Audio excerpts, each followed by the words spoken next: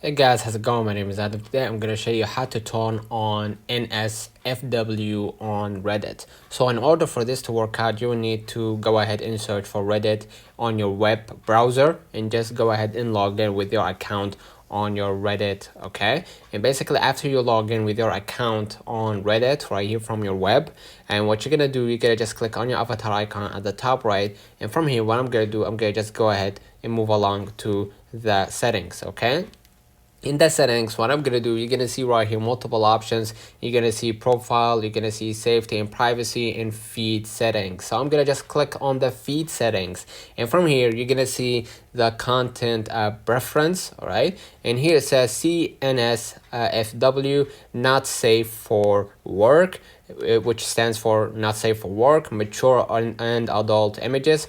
Go ahead and toggle this one on, and basically you'll be able to see the NS or not safe for work browser. Let me know in the comments if this video helped you. Don't forget to like and subscribe, turn on the notification bell. Thank you for watching.